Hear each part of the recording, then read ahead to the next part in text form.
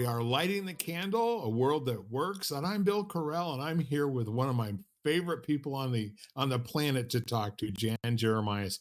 We've been at this a little bit with just the two of us, a couple months, and it's fascinating because I just want you to know we had to interrupt another conversation that we were having to go ahead and record this. So we won't bother trying to recreate what we were talking about. However, we probably would be, remiss if we didn't talk about what we're starting to see and what we're learning from different reports that we see. And it's fascinating to me, Jan, that when you get into an area where someone is an expert on the subject and how they expound, I'm always a little bit skeptical when they talk in absolutes. You know what I mean?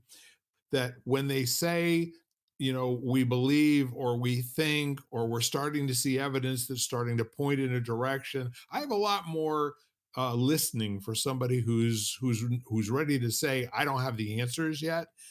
And unfortunately, in several different things, we've had a lot of things that were stated and as problems. So I'll give you an example of something that happened to me this past week, if that works for you.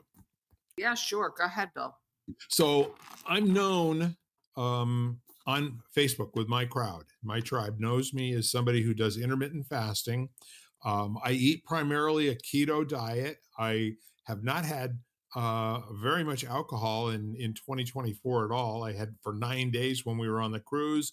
I drank like it was going out of style. Up to a degree. I did not ever, drink too much to wake up with a big head the next day. But other than that, I've had nothing since. And for most of the month of February, nothing before it. But my point here is that folks who know that I'm an intermittent faster, there was an article that was published um, through, I guess coincidentally, it had to do with the American Heart Association had an annual conference or something, and there was evidence that was presented to the AHA having to do with side effects with people who limited their eating period. Now, this is weird, okay? So the premise and the top line is that there's that limiting your eating period can double your propensity to have heart related disease. All right. So that sounds really scary on its face, right? You'd want to just like stop everything and go read about this. I can't remember. I can't believe that this was published. That headline was published in the American Heart Association journal. And it was because so many people saw it copied and pasted into different, like might have been with the news outlets, major networks, et cetera. So I went and I looked at what the information that they had. First of all, there was no study. There was nothing that was presented as conclusive. There Hmm. was no word of the may, no, that it will. Okay. Long story short, I went and I read down through it and I thought, well, so who did the study? I don't know. Where'd they get the data? Well, they mined data from self-reporting by 20,000 people over a 15-year period, et cetera. So don't damn me with my lack of exact facts, but this is the general idea. So I'm looking at it and I'm going, okay, what do we know about their diet? When they were doing this intermittent period of only eating for 8 hours a day? What were they eating when they were doing that? No information about that. How frequently did they fast for that period of time over that period? No information. They were basically saying they asked people to self-report over a 2-day period what their intake was over that 2-day period, and then they generalized from that. Now, here's the interesting part. When it came right down to it, the only um, thing that I could find about the mortality of people, it was a ridiculously small number of people who, let's say that it was like 1.8% of the entire population that had developed heart related problems and passed as a result of it. 1.8. So that might have, out of 20,000 people, it wasn't thousands of people that actually died. They were saying that there was a group in the control group that developed these problems. but it was like 19 people who passed and only 8 passed in the other group. So it's like, wait a minute. So first of all, you got self-reporting by people, you don't know who they are, you don't know what their metabolism is, you don't know what part of the country they live in, whether or not they're in a food desert, et cetera, et cetera, et cetera. It didn't stand any smell test at all to be published as a headline in the American Heart Association.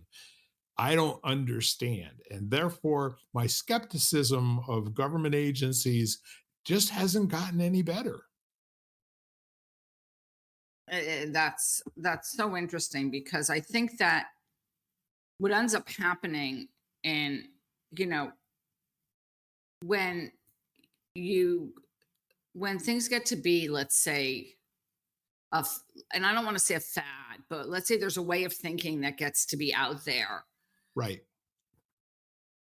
I don't think anything is meant for everybody.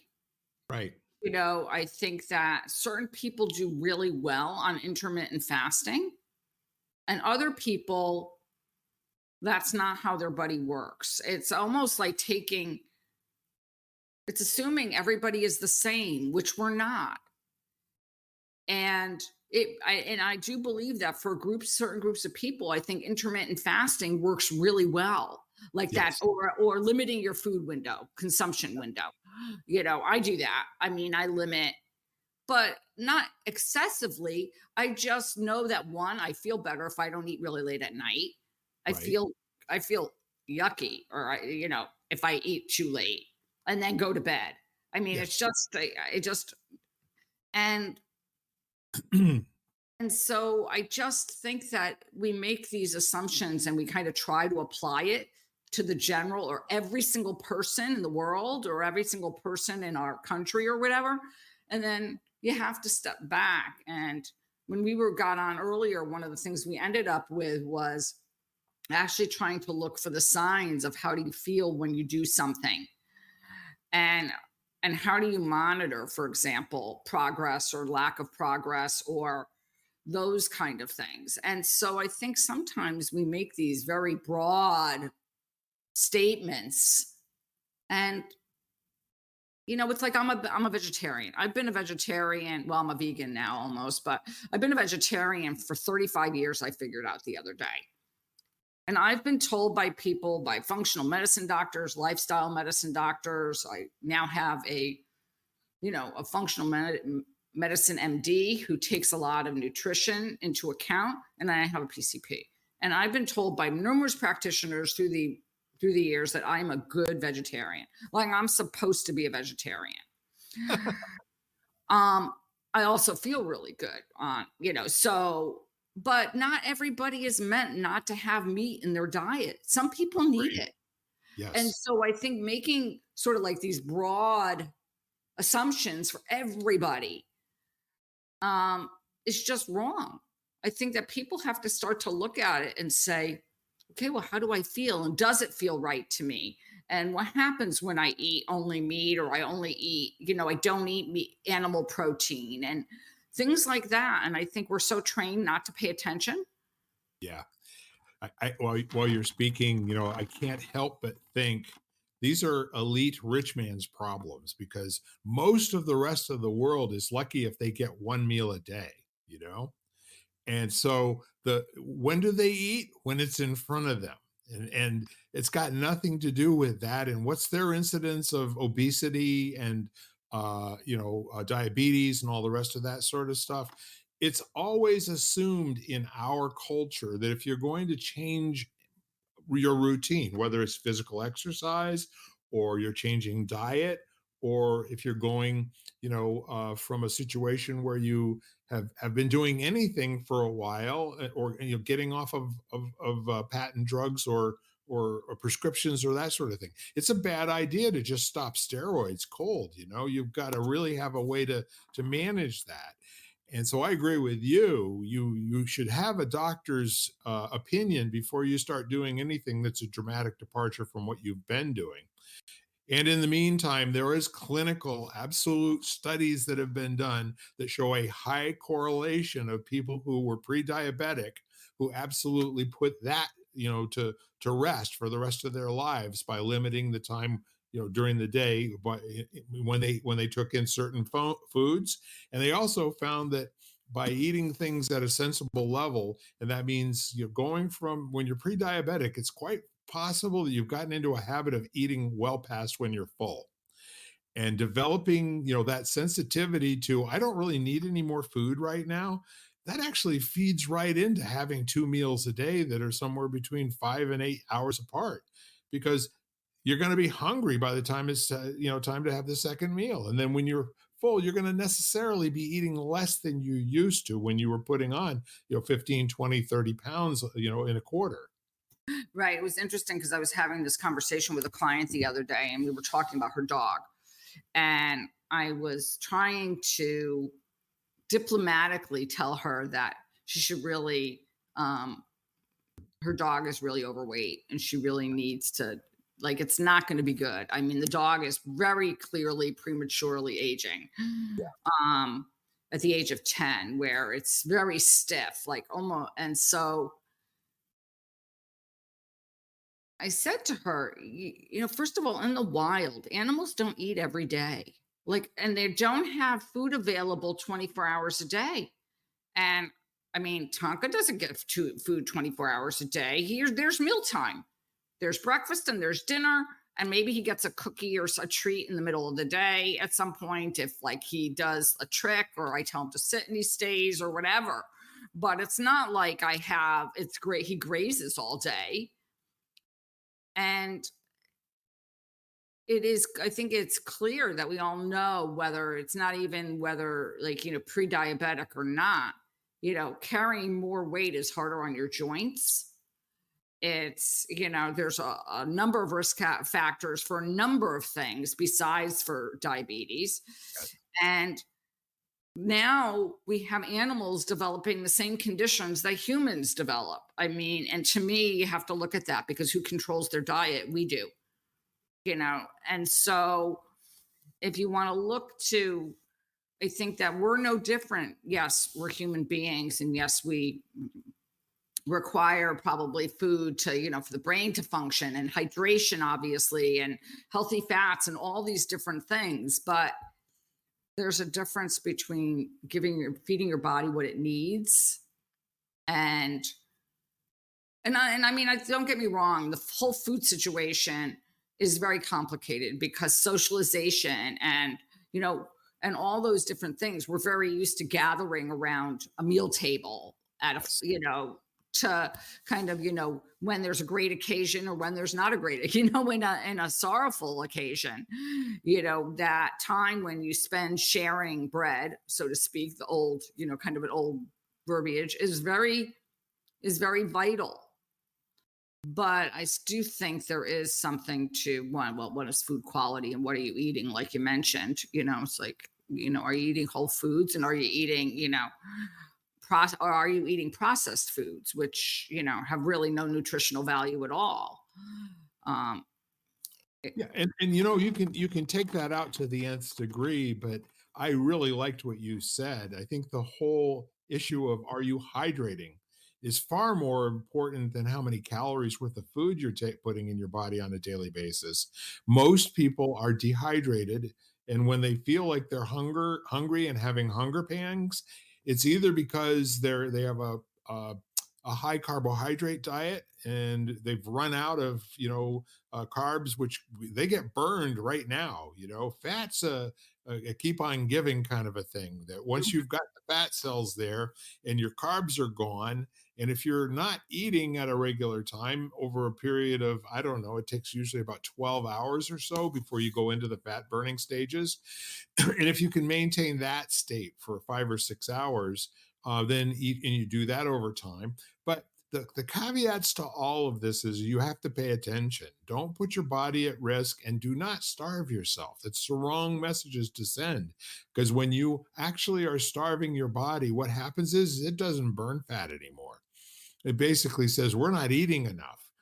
We don't know when our next meal is going to be coming from, and it goes into producing insulin and keeps it from actually metabolizing. You want to have this like nice little thing going on with your body where you're keeping it super hydrated on a daily basis. I drink. This is funny.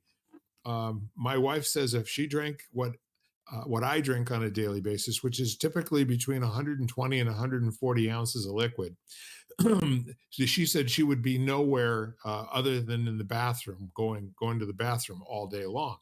And maybe yes, maybe not, but I've always felt like the hydration portion of it, especially when I used to camp when I was a kid, Mhm. we ate 2 meals a day back in those days. We didn't have breakfast, lunch, and dinner. Our first meal would probably be at 11 o'clock in the morning, and our second one would be before it got dark at night. And then we do the campfire thing for the rest of the evening. And, it wasn't about diet and trying to do anything in particular, but it's just how we rolled. And so we do that for 2 weeks at a time. Almost always I came back in really great physical condition, and that's probably the closest to having a six pack I ever had. Mhm. Yeah, and for me, so much of what you're saying resonates because I think that uh, when you were talking about hydration and the fact of, most are, and then I recently went to a talk given by a woman who was a nutritional psychologist. So she's like I guess a psychologist or psychotherapist that actually focuses quite a bit on nutrition. And so it was very interesting because obviously she got into started to explore or focus on diet and mental health, and which I think most of us think of diet and we think of physical health. We think of heart disease, we think of being pre diabetic. I don't know that we necessarily kind of go to our mental and emotional health when we think about food. I Right. mean, yes, for me and the people that I usually work with, yes, we do because we sit there and we kind of say, okay, when I'm stressed or when I'm stressed, I eat, or when I'm stressed, I don't eat. So in that way, we do, but not in the fact of like what I'm actually putting in is affecting my mood.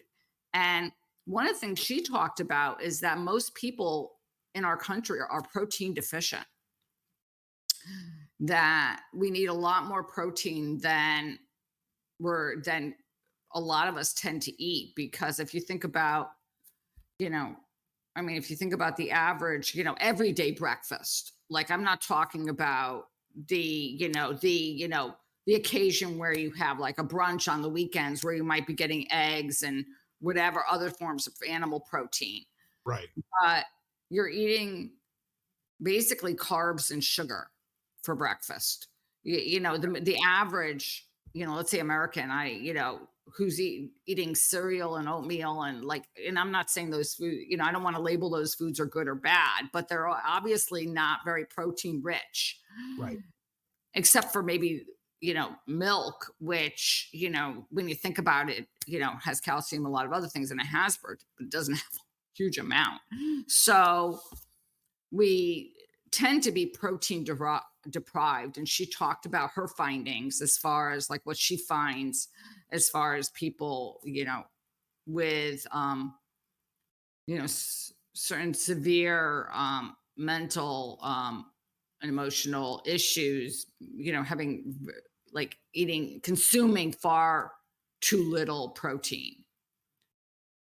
And so it was really interesting. I've now gone on to listen to a few other people and a few other things on different diet factors and mental health and emotional health. But all of a sudden, I think I'm looking at nutrition differently even than I used to, because I really did kind of equate it with physical health.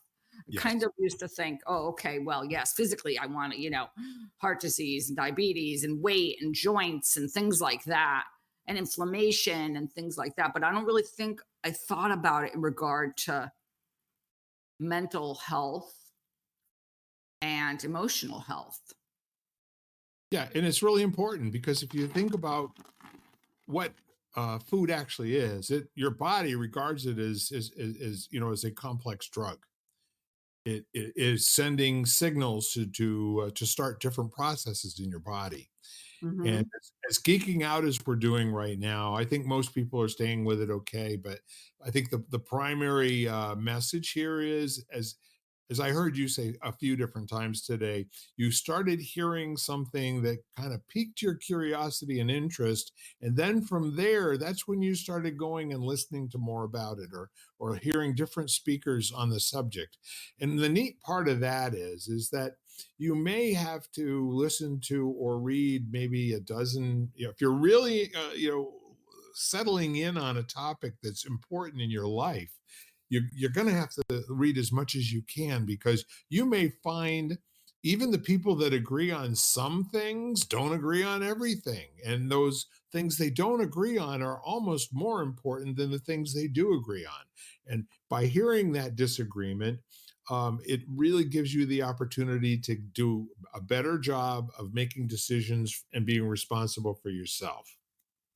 Absolutely. And I think that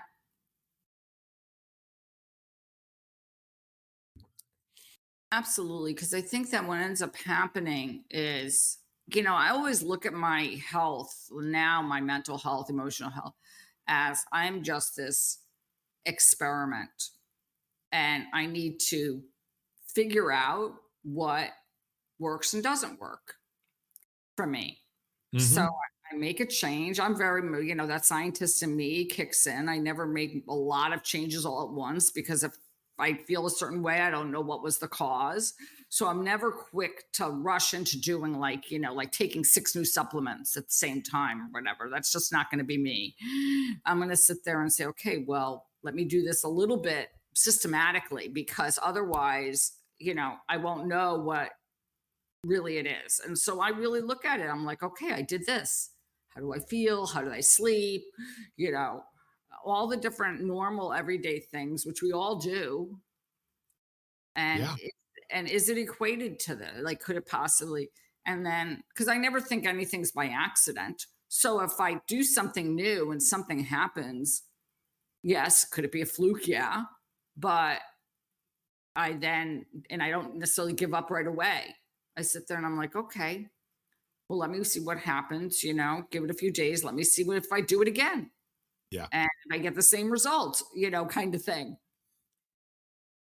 Well, it's funny because while we're talking about it, is you get a piece of data or something you think is kind of important. And for example, I've gone into my doctor's office for my annual physicals, uh, Hmm. and that's the only place where I ever get my blood pressure taken, right?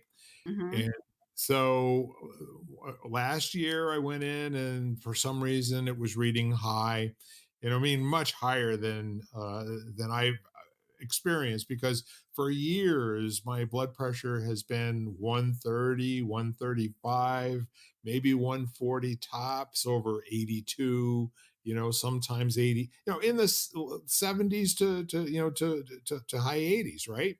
So I go in and they took my blood pressure, and it was like 178 over 95.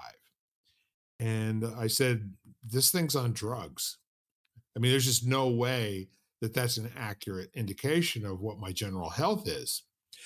So I said, what are the kinds of things that could skew this? And the doctor said, well, if you had consumed alcohol to any quantity last evening or over the last few days, that might have something to do with it.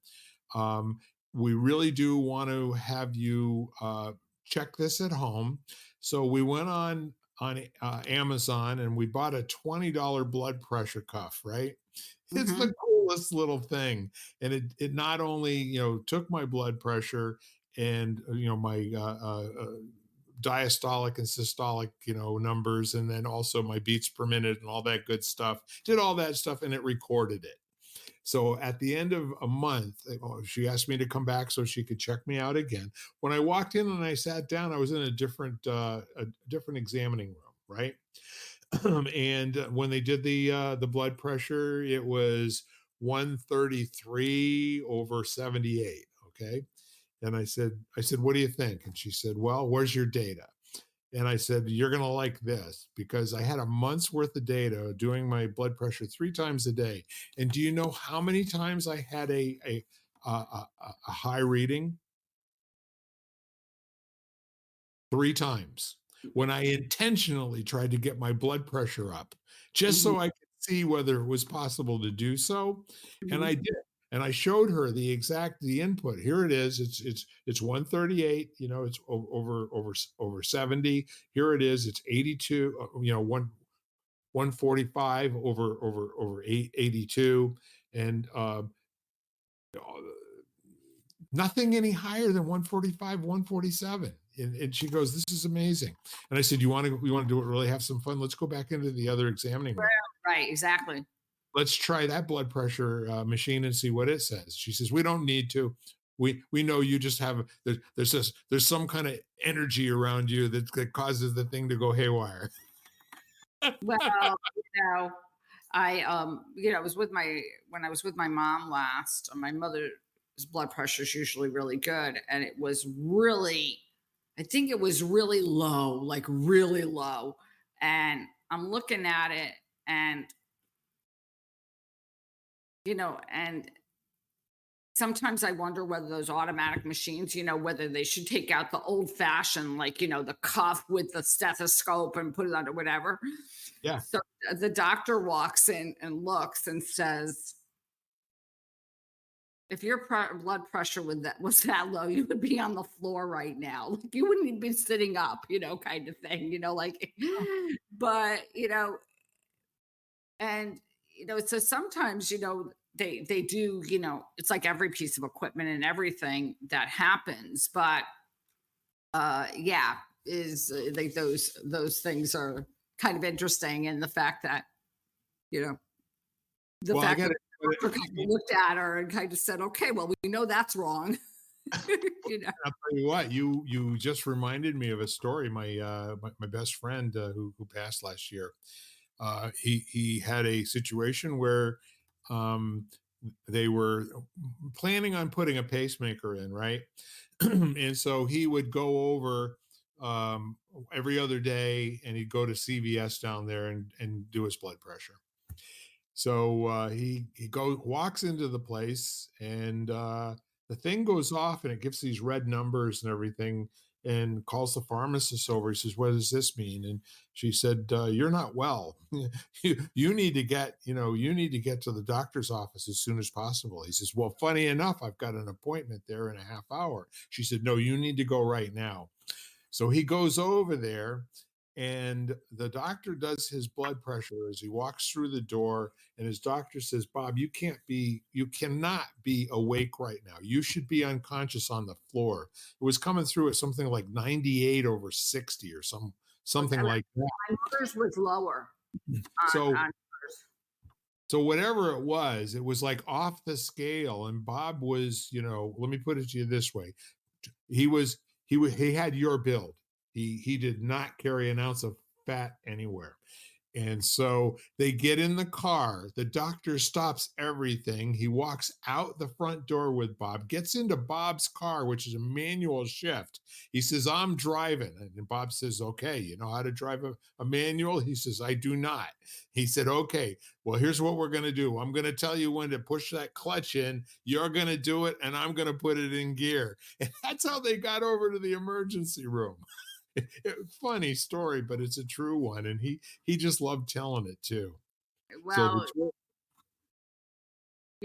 but to get back to our, I think it's just so important to start to ask questions, to pay attention, to start to, look at things with like this, and I want to say with this critical eye. We were talking earlier. Curiosity is a good thing, right? I'm sorry, I'm sorry, from Curiosity is a very, very good. Curious mind is a very powerful thing. It's a good habit to use.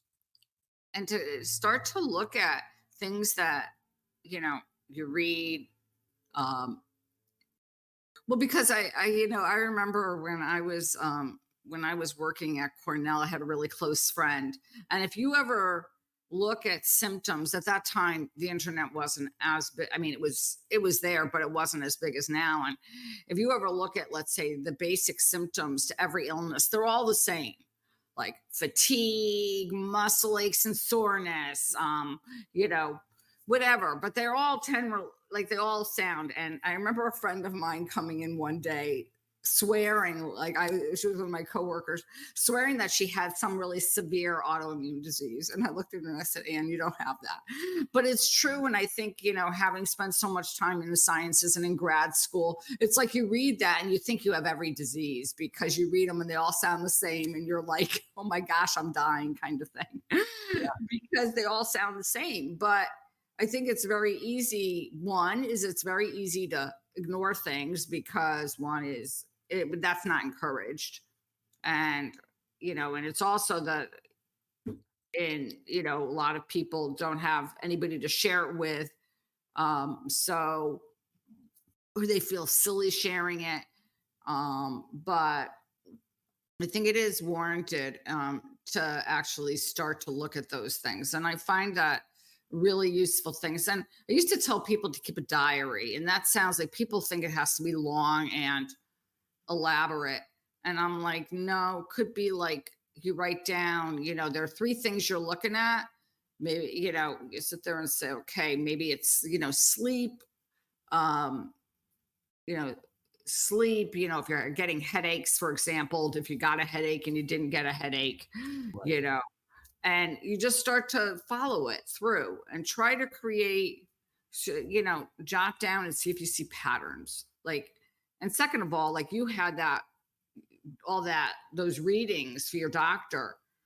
A friend of mine who does work in the, in the more traditional medical realm said there's a difference of when you go in to see someone and you just kind of say, well, I've been feeling like that, but you don't have any sort of data or information to substantiate it. Right. It's just you telling them versus if you go in with a table that says, okay, um, and over the last month, I had a headache, let's say, you know, 20 out of 30 days, and so then, you can show them how often it's happening and things like that, which, when they look at data or something like that, I think they pay a little bit more attention. Yeah, it's powerful to have something that's variable data is a lot different than telling a story. So, and the other thing that I was kind of keep coming back to, my doctor's approach, and also some holistic folks that I've talked with. It's all inflammation.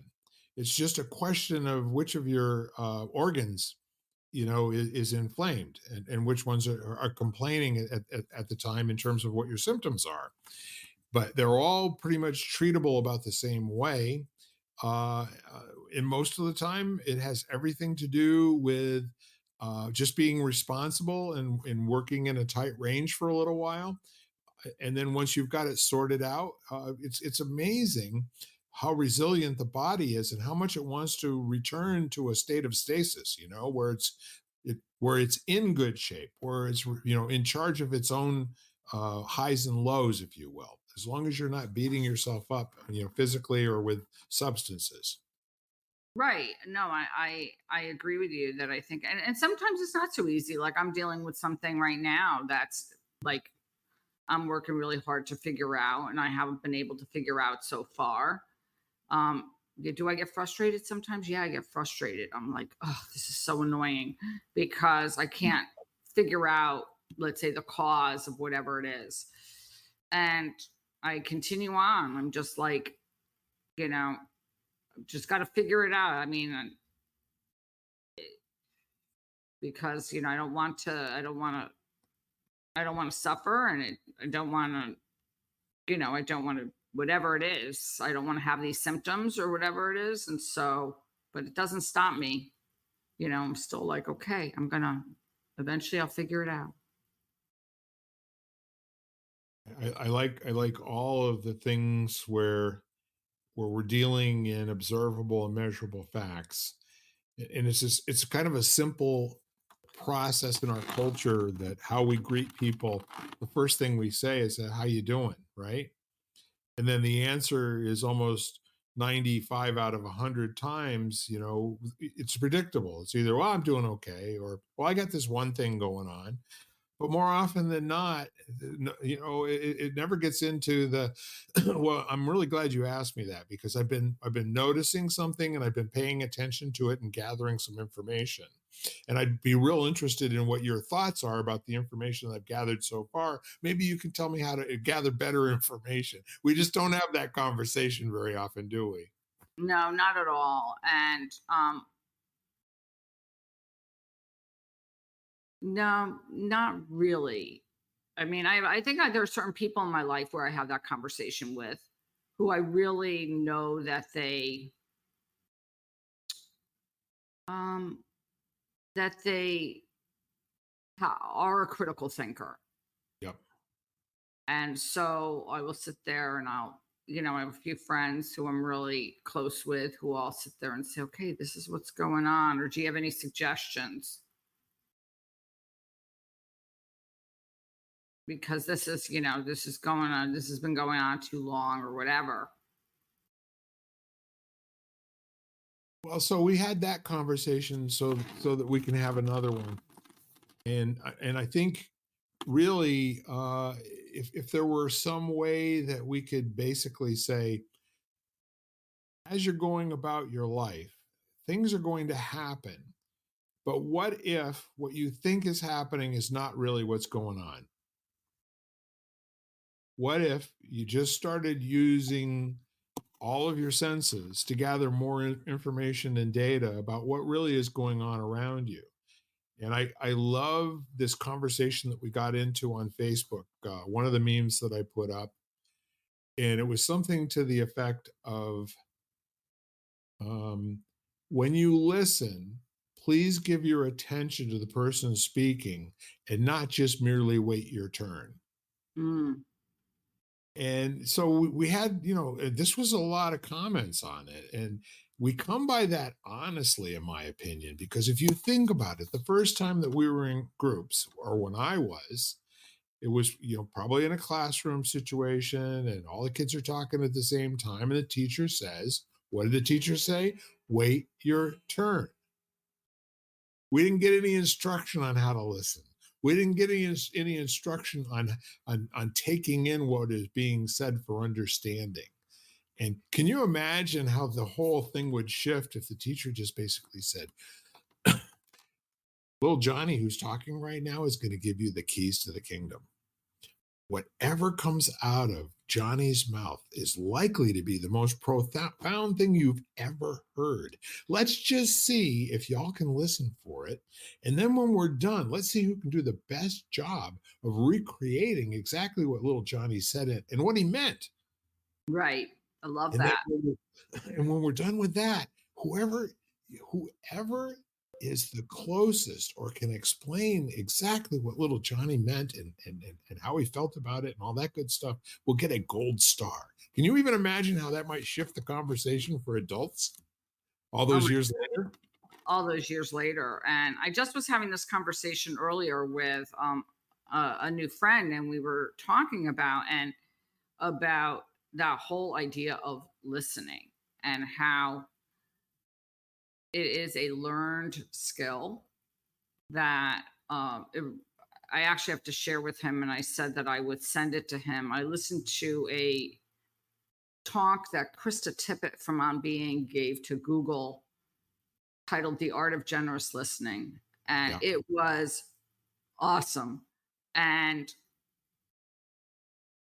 it isn't something we're taught in school at all. Like you said, are, in school or even in family life, if you grow up with more than one sibling, basically you want your turn and you talk over each other or whatever. And depending on, whether your parents said anything, but in general, it's not something we ever grow up thinking about really until, I don't know. I think when you do what I do and you do, Bill, and then all of a sudden you realize that basically you're listening for a career, like you're listening for, you know, I want to say a job, but it's not a job for, for whatever kind of fills your heart. You're listening to people, and then all of a sudden you realize how the importance.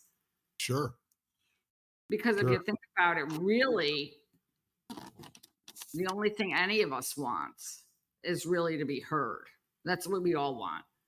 I Yeah. mean, we want a place where we want to go to a place where we feel like we're heard and somebody is listening to us. Yeah. Yeah. And I also think just knowing what heard means, there's a long conversation that can go into kind of distinguishing what someone being heard shows up like, you know? How will you know if you're being heard? How will you know if you heard someone? And that's where you kind of have to get into that going back and forth of negotiating on what the language means, so that you can approximate the feeling that's being sent along with the words that you think you're hearing. But the first stage of that is being able to just give back to somebody exactly what they said in their language before you try to ask them if that's what it means, because you can't define something using the terms that are, in the topic. It's like, for instance, like these days, you get people who say, well, hunger is when you're feeling hungry, okay, or something like that. That's not useful. There's nothing there. It's self-pointing, and it's really frustrating. No, no. I mean, what's hunger mean? What is hunger? Well, there's different kinds of hunger. Well, and also I think hungry means different things for different people.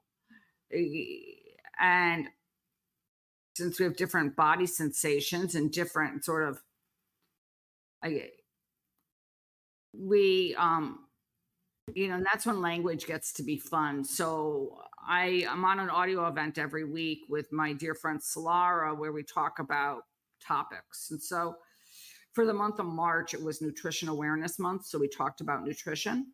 Yep. But we got into this whole idea of nourishment and what is like, and so there's a lot of things that nourish us that aren't necessarily food. Right. Yeah.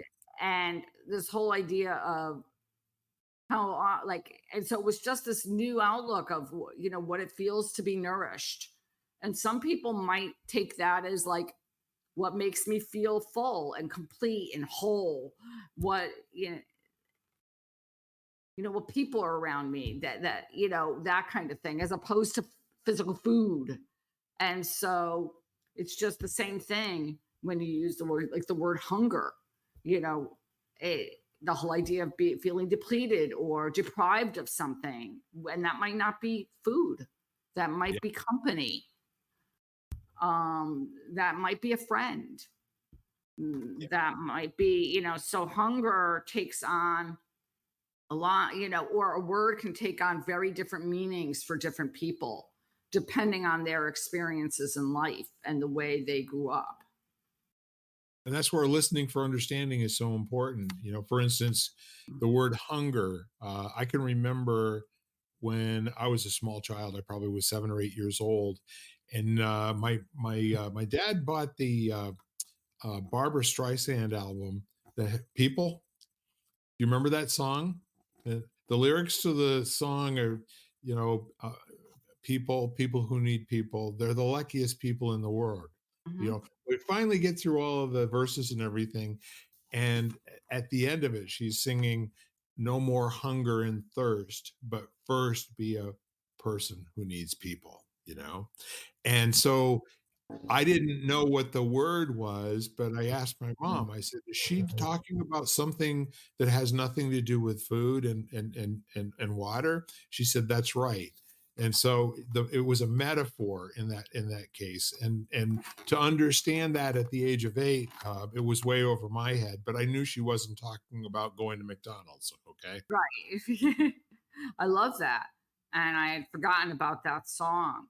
But I love that story because it just reminds me of, trying to articulate emotions from in children and what it means when the questions they ask and everything. I mean, I remember, we both have had, loss, people who've passed over the past year, and just hearing from like my nieces and nephews, my great nieces and nephews, or being around a client who had a loss and her grandson was over.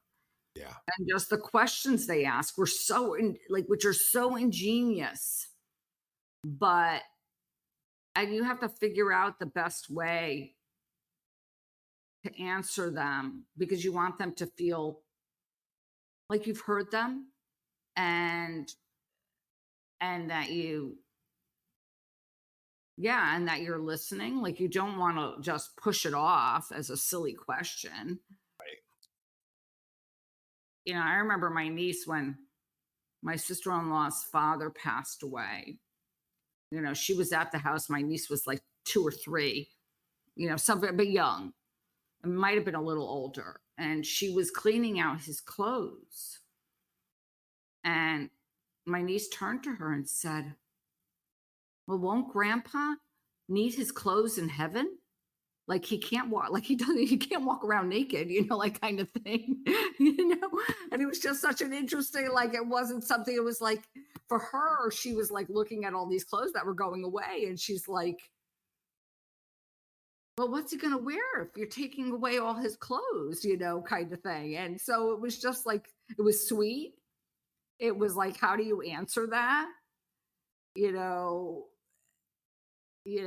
without like with a satisfying answer, with an answer that'll satisfy them. So it's just so appropriate. And I think that part of the issue with listening is the fact that we so a lot of the time are so out of touch with our own feelings and our own emotions. Yep. We have a hard time um articulating and listening with any sort of presence and understanding of someone else. Yeah. And I'll tell you what, the truth is, we are far more interesting to ourselves than anybody else we're speaking with for the most part, right? They're transient. They're going to be here for a few minutes and then gone. We're not going to go anywhere. We will always be everywhere we are. You Everywhere we are, right? But there is, but as you're saying that, it's really true. And this is I know our dear friend Kay Mullison, who has a podcast um with Exfadio too. And it's really interesting because I'm speaking at a grief conference for that Kate is organizing at the end of August. And I'm really about getting to know oneself. Basically, I'm being present for you. Yep. And the art of generous listening for yourself. Like, what does that look like? And I mean, can we sit with some of those things, the questions, the challenges that we have? Can we look at that? And can we look beyond the surface? Because I think Yeah. if we look beyond the surface, then we have something. We look beyond the surface of what someone is saying. Well, I definitely like this self because unfortunately, most people think the thoughts that they're having is who they are, as opposed to the thoughts they're having. And I've talked about it many times. Back in the 1990s, I went through a couple of years of training with this company called Landmark Education. And Hmm. one of the exercises that we did at one point, which was basically to kind of get that awareness and being present, and also being noticing when things are quiet. That first of all, you can't shut your mind off. It's impossible. Don't have a thought. Okay, no, forget it. You're done. You're gonna have thoughts. But the exercise was called "Listen to Yourself." Listen to the thoughts that you're having and question what those thoughts, first of all, what they mean. Second of all, whose thoughts are they? Are they yours Or is it something that's kind of like this recurring theme that comes up every day out of the 80,000 thoughts that we have? Most of that is not spontaneous generation of intellect, okay? And most of it, especially if it's negative, is not our most inspired thinking, right? So when you listen to yourself listen, that means sometimes you start to hear an automatic response or a trigger that you have when somebody else is speaking, somebody who you know, somebody who you think you know what they're going to say, and on and on and on it goes. But it's an opportunity then to verbalize with a partner, like, here's what was going on in my head while I was having thoughts. And quite frankly, I do realize that I can't actually control the thought. However, you get to a place where you start to say, I can perhaps do something about my response to the thought. Or maybe I can do something about the line of thinking of that thought. And, and it's really powerful from the standpoint of, people who wake up at 2 or 3 o'clock in the morning and can't go back to sleep. It's because they think and they empower, the importance of whatever thoughts are keeping them awake and feel like they have to resolve those before they can go to sleep. Hmm. And you don't have to.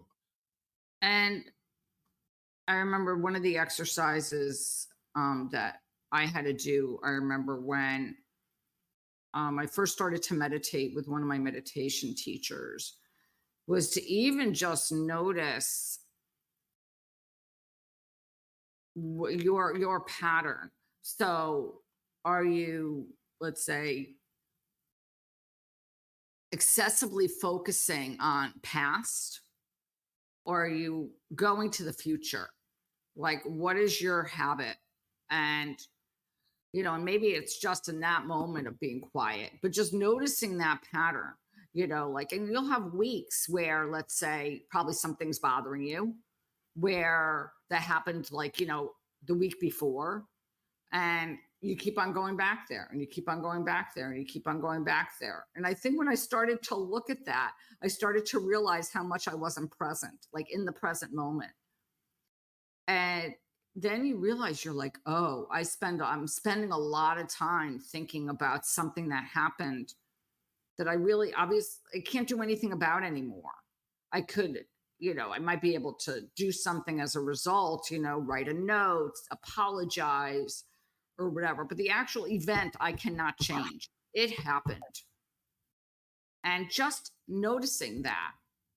And it was just such an interesting exercise. I remember in the beginning, as I sat there, and literally we'd have to sit there and go past, past, past, future, just like in our heads of like where it was going, and Right. training yourself to try to stay present. Yeah. And and so it was so interesting in the beginning because I don't think I realized how much I wasn't present. Yeah. For most people, it's about 96% of the time. Right. They're And good at faking it. I mean, I've always had a talent for no matter what I was thinking about, somebody would say, "Well, you're not listening to me at all." And I would answer them back and I'd say, "Yes, I will. You were just telling me about your car and how much, it's a nuisance for you that you have to take it in every 6 months to get it looked at." And beyond that, I really was very good at recalling what they had to say. However, I was not in the conversation. What I was thinking and doing was far more important than anything that they might have to talk about. right, right. And so it's always interesting when you kind of start to look at that about yourself. And there are Exactly. different, I was on this morning talking about some books, and I said, and it is a muscle like any muscle. The more you use it, the more you focus on trying to stay present or truly listening to people, the easier it gets. And Yeah. yes, I agree. We are, especially these days, surrounded by 1,000 different distractions, and it's very easy.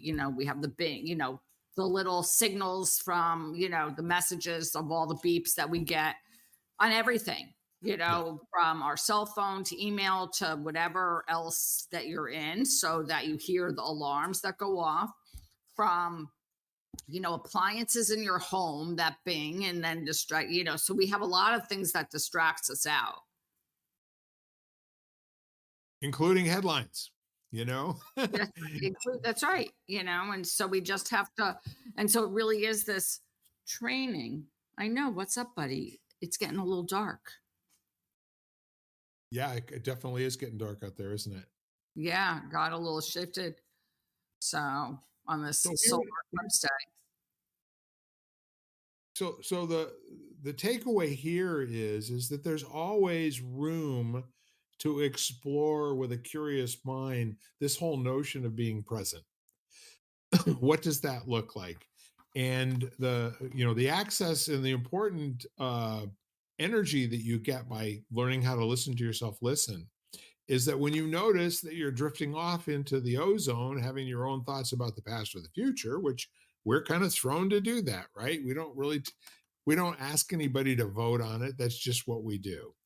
But you can have a choice in that moment to come back and refocus your attention on the here and now. And when you get really good at that, then you don't have to fake, and pick up this parlor trick of being able to say what people are saying while you're thinking about something else. You actually can engage and you actually can take it on board. And then you can contribute something with some sincerity and mass to what it was that they were talking about by asking a question, maybe as opposed to just agreeing and then say what you would say anyway. Right. And I think that, I was having this I was listening to I was on a meeting last Wednesday with a friend of mine, two people, on it was on conflict and resolving conflict and things like that. And it was a really great conversation. And one of the things, we were talking about was when you're in the heat of something and you get very wrapped up, like, something, you're in a conflict, you're in your own story, in you're in that whole defense place of, and it's almost like your ability to hear gets shut off. That ability is actually pausing for a moment and saying, I'm really sorry. I was kind of wrapped up in my own story for a moment. Could you repeat what you said? Yep. Because I think that a lot of the time it's almost like we're not focused, and then we don't want to say we weren't focused on what the person is saying. And then we kind of fake it. And the person doesn't feel heard, which makes the situation or makes it, they are not supported, and kind of owning up and saying, I'm really sorry, I got distracted. And there's nothing wrong with saying what's so. I mean, Right, we exactly. are human beings, and That's I right. wasn't listening to you, but I want to now. Right, And so exactly. forgive me. And do you mind telling me that in different words? Sorry, Tonka was barking, can you, can you repeat that, please? Kind of thing, which, happens, so probably more It times. does. It does. It's just life. Yeah, squirrel. Squirrel, exactly. Squirrel. That's what I always say, squirrel. Yeah, yeah. That Mhm. my one of my new favorite memes on Facebook is I went into the kitchen to get something, and I'll be damned if I can remember what it was. But then I came back outside again to so I could remember what it was that I needed to go back into the kitchen, and then I forgot why I came out of the kitchen back into the living room again, and now I have to pee. Right, exactly. Life. So let me ask you a question here. We're holy mackerel. We're almost, you Um, know, a quarter of the way through April. And mhm. you're one of my stalwarts for picking a theme for the year. And I don't recall you doing that for 2024. You were very big about it in 2023. And what is kind of crossing my mind right now, what I want to ask you is that now you have the experience that you've got in 2024, whether or not you said something in the first week or the first month of 2024, that's really not all that important to me. But what focus, um, issue or topic would be front of mind for you at this point?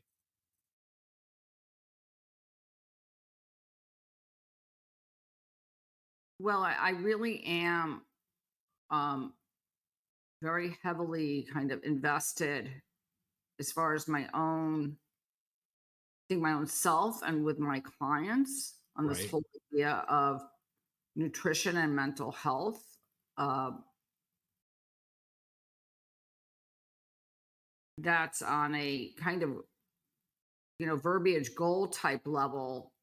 Last year it was inspired action. And this year I kind of just slightly varied that to spirited action because I was thinking of my dad, who passed, and the fact that he be present, like with me throughout this next year as I became active. And when I think about it, it's very much connected because my father, in the end, as you know, was somewhat diagnosed with dementia. Yeah. And so when I think about mental health and longevity and all those things, it kind of makes sense that, even indirectly, even though it wasn't planned, of course, that is what I'm now all of a sudden focused on.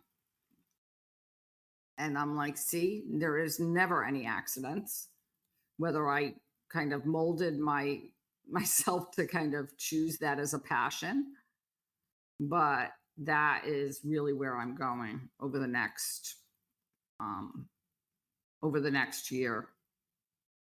Well, I support that. I think it makes an awful lot of sense. And I think you are a thought leader in that area to begin with. And I can't wait to see how 2024 plays for you. Oh, thank you, Bill. Thank you. Yeah, it's such a, like, I find it fascinating.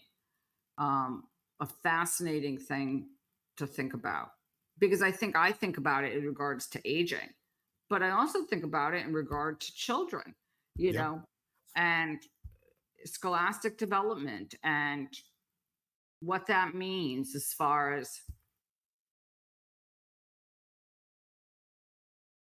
oh, sorry, what that means regard to, school age children who are in school all day Yep. and being nourished. And when I say, and that be physically and emotionally. So that's, it doesn't really have to be older or when we get older. Obviously, my clients tend to be more people that are, you know, not young children usually. But that doesn't mean I see the ramifications and I see the applicability. I think that's a word. As I said it, I like believe it is. Yes. like applicability is not really a word, but Five, five syllables. I think you won a prize. yeah, yeah, exactly. So I think of the applicability of it across the board. Yeah. Well, the neat thing about what we're doing right now, and I can tell the folks at home, while we are at this point, we're actually in my area at the maximum uh, eclipse period. 328. It was supposed to be the where the least amount of the sun is visible. So this is a great time spiritually. And it's going to take probably another hour for it to get back to normal sunlight again.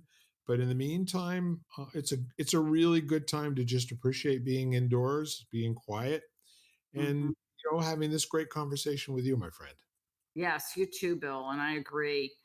Very powerful time to set intentions and to send out, whatever it is you wish to manifest, positive, healing, whatever it is that you need right now, and frame it in a positive way. Yep. It kind of I love our conversations because memories fire.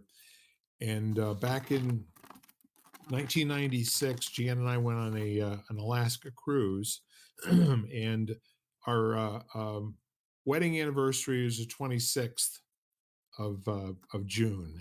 So we were on that cruise for the summer solstice, and there were these really cool people that booked the cruise just so they could have a a sunrise. And of course, you have to realize that that time of year, the sun never sets. Mhm. You get into a kind of like a gray period, almost like this eclipse. Uh, but with the windows open in your stateroom, you can't sleep because it's just too bright, right? And they were out there doing all this chanting and doing all sorts of energy things, on the deck at 5:30, 6 o'clock in the morning, wherever the actual solstice time occurred. Let's put it that way. And it was very cool to have them language and talk about what they did later on. Like, what were you guys up to today? And we were wishing peace to the world. Mhm. We were manifesting, God's love. We were, it's just really some wonderful things for me to recall now. Kind of fills me up and makes me feel very great. Just remembering that there are people out there that would be their intention. Mhm. I love that, Bill. And this whole idea of, yeah, I absolutely love that, of sending out peace into the world. Like, what better desire or intention um could you send out? Um What better indeed? and so no, I mean, I think that's remarkable, and it reminds me of when you were describing it. I remember when I went to Sweden, the same thing. It was in the middle of July, and basically, it never really totally gets dark. There's always like this tinge of light that happens in Scotland too. I remember when I was there.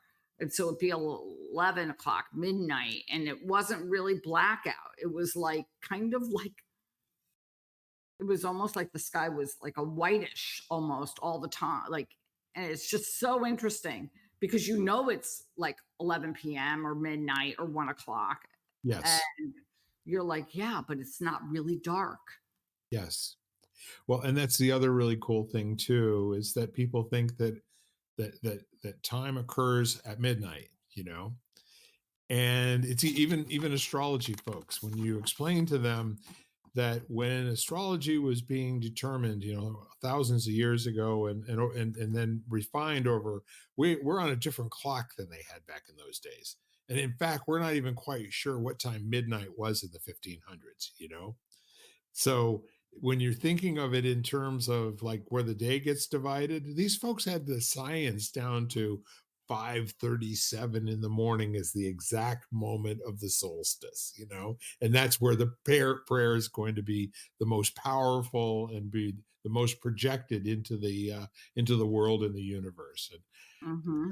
that's the kind of level of intentionality about doing good things that's either, pretty geekish, which is cool, or it's really intentional in terms about manifesting things in the world. Hmm. And maybe Absolutely. it's a little of both. And I think that's still pretty good. Yeah, no, absolutely.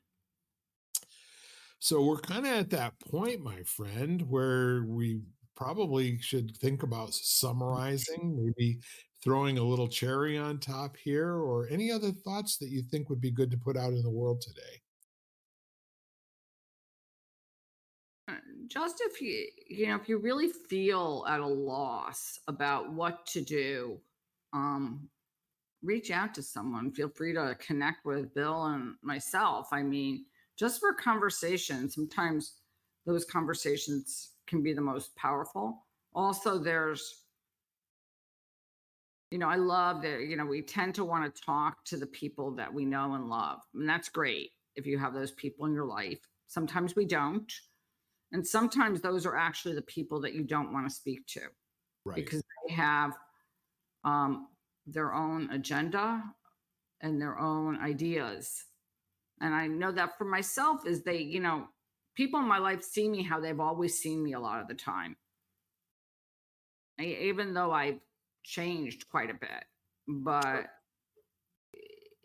so I think that sometimes going to somebody who's objective, who doesn't have you don't have like a long history with, or you don't have that with, is actually very helpful in addition to going to the people who you know and love. Yeah, fresh perspective where there's not already a historical presupposed notion on both directions. Absolutely. I like it a lot. I really do. So, anything else to just kind of Come back next week. Who knows what we'll talk about? we sure as hell don't. And I like it. It's how we stay young and fresh, my friend. Absolutely. So let me just remind all of you, it's not just Bill and Jan. We're lighting the candle, and we're creating a world that works. And you're part of it, and your listening is very, very key to all of that happening and working. So bless you all, love you all, and have the best week ever. And thank you again, my dear friend Jan. Oh, thank you, Bill. Have a great day. You too. Bye bye for now. You've been listening to Lighting the Candle, A World That Works, part of the Exvadio Podcast Network. You can catch every episode as well as the rest of the network at exvadio.com, the Apple Podcasts app, Google Podcasts, Spotify, iHeartRadio, Audible, Amazon Music, and wherever you find podcasts.